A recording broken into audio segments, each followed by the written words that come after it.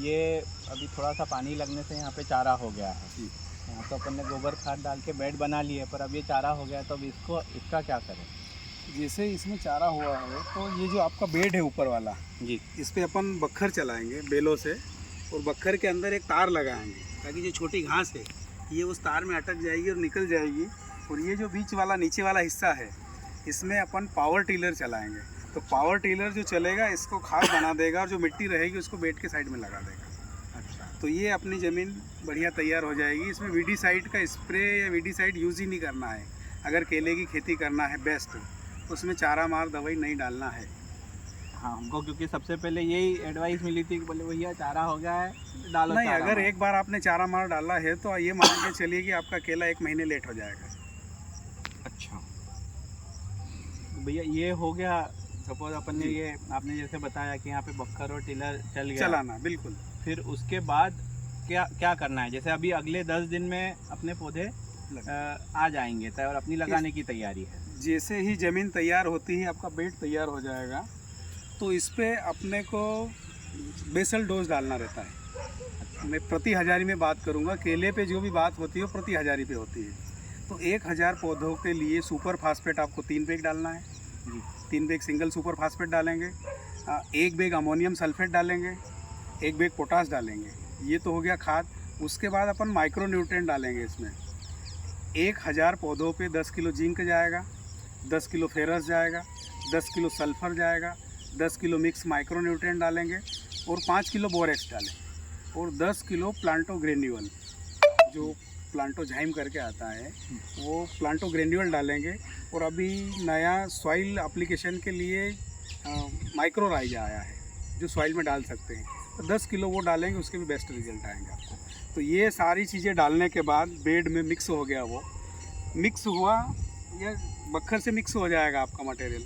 Mix होने के बाद आप इसमें प्लांटिंग कर सकते हैं। और प्लांटिंग जैसे ही करेंगे उसको प्रॉपर वे में पौधे को दबाया जाएगा, किस तरह से लगाना। जितना बड़ा ग्लास है उतना ही आपको गड्ढा खोदना है, उससे न तो कम न ज़्यादा। अगर ज़्यादा खोदा तो तकलीफ़ है, पौधे को ऊपर रख लिया तो तकलीफ़ है। और उसको प्रॉपर प्रेसिंग करना है। और जिस दिन आपने प्लांटिंग की है उसी दिन से फर्टिगेशन स्टार्ट करना है। फर्टिगेशन में क्या क्या लेना रहता है? जैसे फर्टिगेशन में हम लोग क्या डेली का शेड्यूल चला कि ऑटोमेशन में क्या होता है, किसान पर डे खाद पानी सबका शेड्यूल डाटा डालता है मशीन में, और वो मशीन उसी हिसाब से उसको खाद पानी देती है। उनकी ग्रोथ अपने सामान्य किसानों से ज़्यादा मिलती है। और उसका सबसे बड़ा फ़ायदा है कि 9 महीने में हार्वेस्टिंग आ रहा है आपका। अच्छा। डेली फर्टिगेशन करने से 9 महीने 6 रोज़ में मेरा हार्वेस्ट हुआ पिछले साल। और विदाउट डेली फर्टिगेशन मतलब कितना टाइम लगना चाहिए? वो 11-12 महीने आप डिपेंडिंग कंडीशन, क्योंकि खाद तो उतना ही ले रहा है ना, उसकी 2 ग्राम की रिक्वायरमेंट है, आप 6 ग्राम दे रहे हो। हाँ। 4 ग्राम खाद वेस्ट जा रहा है, आपका पौधा ले ही नहीं रहा है। ये रूट के ऊपर इंजुरी होगी, मतलब आप ऊपर देख रहे हो, नीचे क्या हो रहा है उसको ध्यान में लीजिए। मतलब अपन रोज 1 रोटी खा रहे, रोज 4 दिन के बाद इकट्ठी 4 रोटी दो तो आदमी वो एक ही खाएगा ना, एक ही और डाल दी पेट में तो तकलीफ है। भैया आपने जो स्टार्टिंग में बताया उसमें जिप्सम भी हाँ, डालना रहेगा? जिप्सम भी डाल सकते हैं मिट्टी को सुधारने के लिए। उसमें भी क्या है कि सल्फर और कैल्शियम मिलता है जिप्सम में। अच्छा। और जिप्सम भी ज़मीन का पीएच कम करता है। अच्छा। तो जिप्सम भी 1000 पौधों पे अपन 5 बैग डाल सकते हैं जिप्सम। तो ये बेस्ट डोज है। उसके बाद आपको ड्रिप से फर्टिगेशन करना है। बेसल डोज एक भी नहीं डालना है, उसके बाद 0 बेसल डोज। बेसल डोज सिर्फ पौधे लगाने से पहले जो डाल दिया वो डाल दिया। ज़मीन तैयार करने, बेड तैयार करने से पहले जो भी आपने डाल दिया वो बेस्ट है। उसके बाद कोई रोल नहीं इसका, सारा फर्टिगेशन ड्रिप।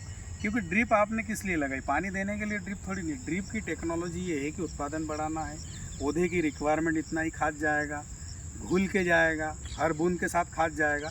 ये सारी चीज़ें ड्रिप की है। तो ड्रिप भी एक साइंस है भाई। लोगों सिर्फ आजकल पानी के लिए यूज़ कर रहे हैं ड्रिप को, तभी तो हमारा मक्का हो, कॉटन हो, वेजिटेबल हो, उसमें उत्पादन गिरने का कारण यही है। केले में भी यही उत्पादन गिरने का कारण कि आपने सिर्फ पानी के लिए ड्रिप लगा रखा है, ना कि फर्टिगेशन के लिए। क्योंकि उसकी रिक्वायरमेंट न्यूट्रिएंट है, आप उसमें न्यूट्रिएंट डालोगे उसकी इफिशियंसी ज़्यादा मिलेगी।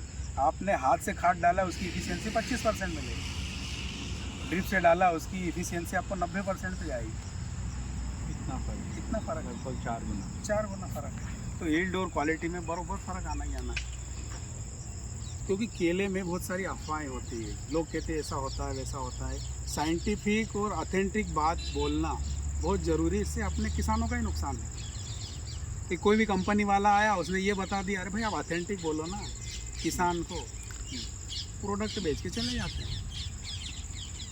भैया एक सवाल था बखर के बारे में, ये जो बखर चलेगा ये भी ट्रैक्टर से चला सकते हैं या नहीं, बेल से बेस्ट रहेगा। बैल? वजन इसीलिए अपन टीलर का ले रहे हैं ना। अच्छा। अगर बड़ा ट्रैक्टर घुमाते तो वजन वेट उसका आता है, 18 क्विंटल का ट्रैक्टर आता है, बराबर। वो ज़मीन को कम्पैक्ट कर देना।